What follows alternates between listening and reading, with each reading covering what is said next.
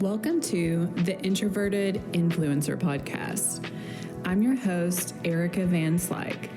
My soul's mission on this planet is to help fellow introverts grow their online influence in a state of feminine flow and ease.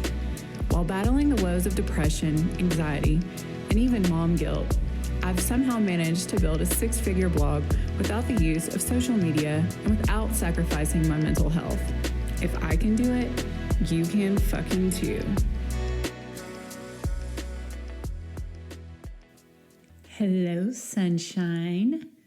Welcome back to episode 40 of the Introverted Influencer Podcast. I'm giving you virtual hugs. I hope you had a wonderful Thanksgiving. I know I did.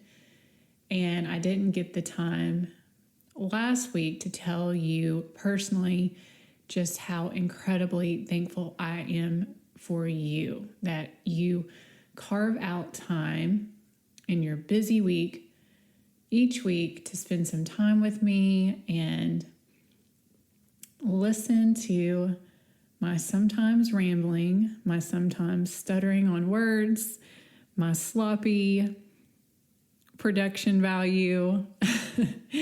But nonetheless, I'm sharing from the heart. And even though I'm not all that slick and polished, I don't know if I ever will be. I think that the message is still, I hope, effective. I hope you find it effective at least. And I'm just very thankful for you. And it's funny because last week I mentioned what's not funny, that my little boy, my 8-year-old, got sick last week. And so I had all these expectations on myself this year since I was hosting Thanksgiving at my new home. I had envisioned, the perfect place settings and centerpiece, because that's kind of what I do too. I feel pressure because my blog is design and decor.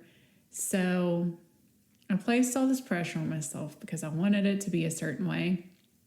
And then of course, my sweet baby gets sick that week and all that gets thrown out the window because I had to stay home with him pretty much all week. Thankfully, his fever went away the day before Thanksgiving. And then at that point, it was just time for me to get to cooking and baking and all the food prep. So I didn't get to do any decorating. I didn't get to get the napkins and the flowers and all that fun stuff. But I made do with what I had. And it actually, while it maybe wasn't Instagram worthy or blog worthy, it was beautiful. It was intimate. And it was exactly what I needed. So that ended up being a blessing. The fact that I had to slow down my plans, I had to enforce boundaries with basically my own perfectionism at that point, because it was all about my son, and I couldn't have that perfectionism that sometimes drives me insane. So that kind of leads me to the message for today. With the holidays coming up, I'm telling you that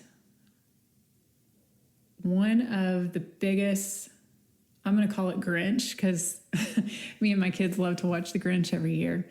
The biggest Grinch of Christmas and the holidays, in my opinion, is unrealistic expectations that will steal your joy more than anything. Not having boundaries, not having intentions, that is all a recipe for a season of overwhelm and burnout and disappointment. So that's what I want to talk about today, because I think I'm pretty damn good at boundary setting. Says my husband. I think my mom has said this before too. Maybe I'm just a bitch. No, I'm not. What it really has come from is my struggles with mental illness since I was a little girl and depression. And when it got really extreme to the point where I had to be hospitalized, when I came out of that hospitalization, I realized that I was going to have to set boundaries, and I was going to have to stick to those if I wanted to lead a healthy life. So that's where that comes from. I'm not just a bitch. It's a survival mechanism. And my husband has even said before, there have been times when I'm like, why are you doing this? Why are you overextending yourself? Why are you just going to be resentful? Suck it up and do it, but do it like begrudgingly, whatever he was asked to do. And he's like, dang, yeah, you're right. I could say no. I wish I could be more like you and just say no. And he said sometimes he even resents that. I have such a strong no muscle, but enough of that rant. I want to break down a few areas where I advise you to set boundaries. 'Tis the season for boundaries. So first off, and I've already done this, I've already had to practice boundary setting. We're not even into December yet.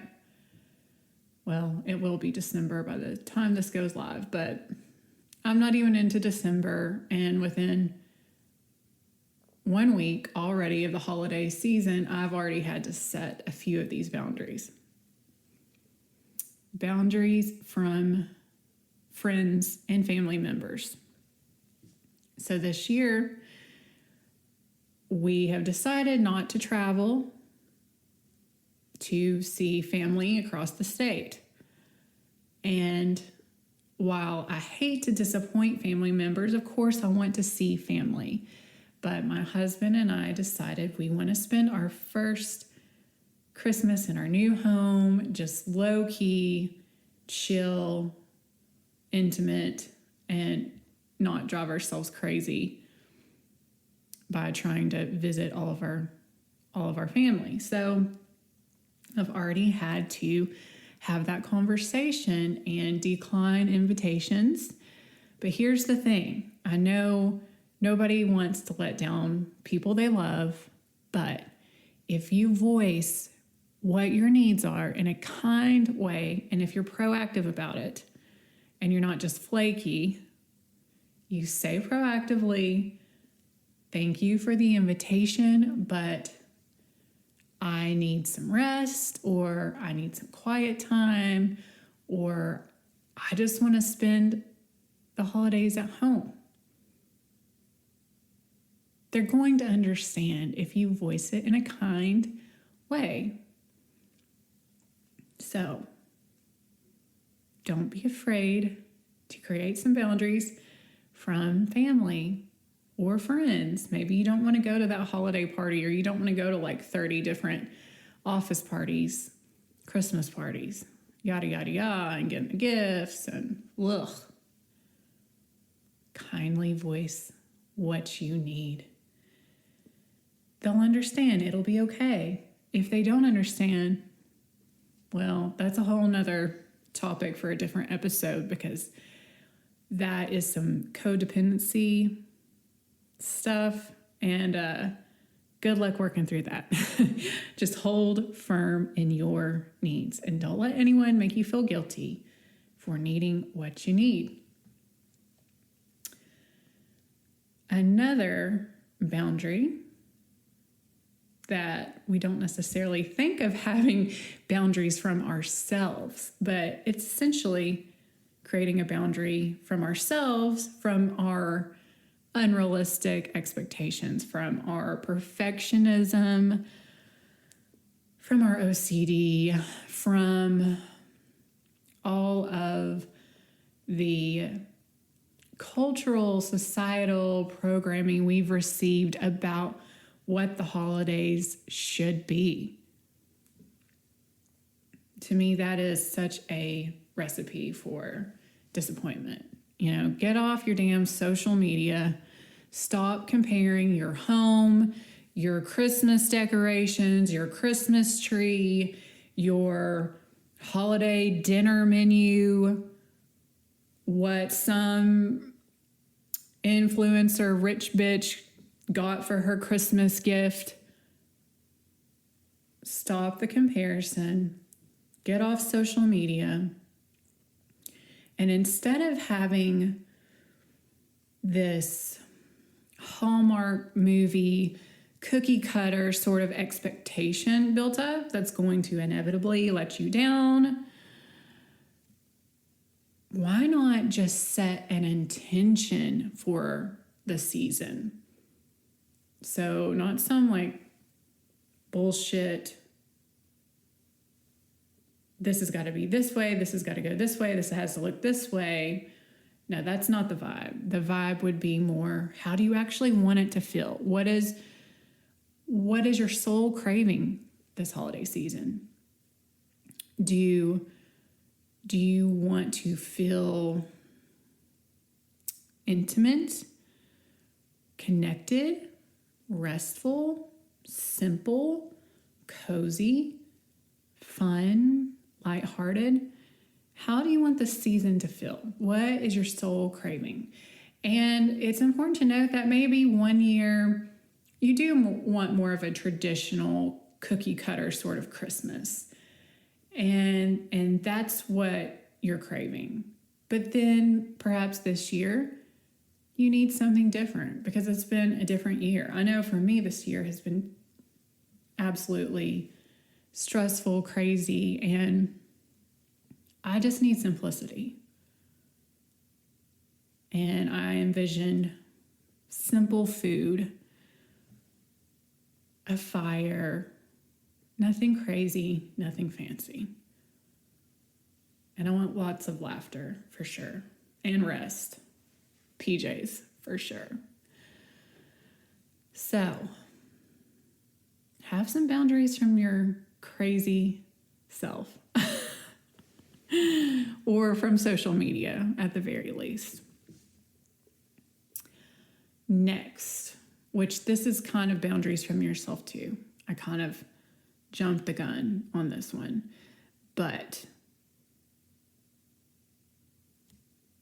simplify your damn checklist for the year. I get so overwhelmed that I can't even enjoy the holidays because I have a checklist of all the shit that I need to do, a mile long. And we've got to ask ourselves here, do we really need to put up like 6 Christmas trees because that's what's expected from us, what we've always done? Or do we really need to go out and buy gifts for all of our neighbors, for the postman, for our 4th cousin? I understand it's nice to get into the season and feel giving. It feels good to gift and to give, of course. But if it's costing you your peace, and if it's just becoming one more item you need to check off the checklist, like, I don't know, making cookies for every teacher your child interacts with, or all this shit, all this pressure we women put on ourselves, it's ridiculous.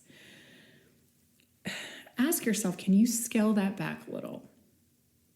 Can you make this year a little more manageable so you're not sucking all the joy out of the true meaning of the season? So that might even look like, I know in our family in the recent years when I used to visit on my mom's side, we just agreed adults are not going to exchange gifts. And we do like just a dirty Santa. Is that what it's called? Or is it like a white elephant? I don't know. But that takes a lot of the pressure off of gifting every single family member. You just, pick up a bottle of wine and exchange it. You see how worked up I'm getting over this? Oh, 'tis the season. But I'm just going to go ahead and wrap it up before I get off on some tangent. Boundaries. Boundaries with or from expectations from family, friends. It's okay. Just voice what you're needing. They will get it. If not, they're codependent and you're going to have to work extra hard to enforce boundaries. And that's okay.